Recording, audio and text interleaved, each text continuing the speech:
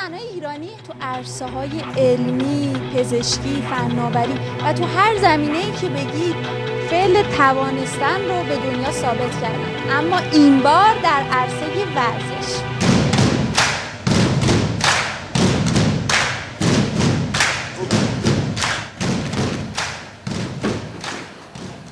سلام، خوش اومدید به باشگاه.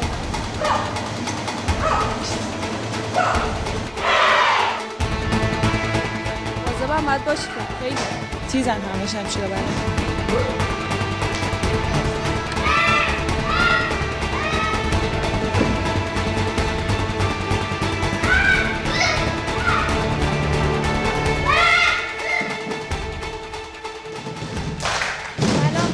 بچه‌ها ببخشید، خسته نباشید. عذرخواهی می‌کنم یه چند لحظه وقت شما رو بگیرم. عذرخواهی می‌کنم. خسته نباشید. چند وقت این ورزشو می‌کنید؟ سخت نیست؟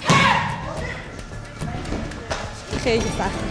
ولی چون علاقه داریم واقعا حتی تمرینات سختش هم برامون دلچسبه. هر ورزشی اگر اصولی انجام نشه مشکل ساز خواهد شد واسه بدن. پس باید اصولی باشه و تحت نظر مربی خاص و با اصول خاص خودش بیاد بالا. یه زن رزمیکار چی؟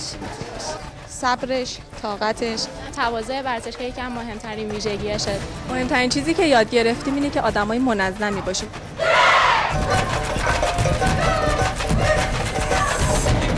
مادر بودن و رزمیکار بودن سخت نیست. اصلا من میگم من خودم یه پسر 2 ساله دارم ولی خیلی راحت تمام فنا رو همه حرکت‌ها رو میتونم به راحتی انجام بدم. اصلا سخت نیست. اگه حرکت درست و اصولی انجام بشه مطمئنا هیچ آسیبی توی ورزش به طرف نمیرسه، بلکه ورزش سلامتی هم میاره. کسی بخواد گوشه نگاه چپ داشته باشه به خاک تو، به وطن تو، خودت به عنوان یک زن ایرانی چه حسی داری و چی کار میکنی؟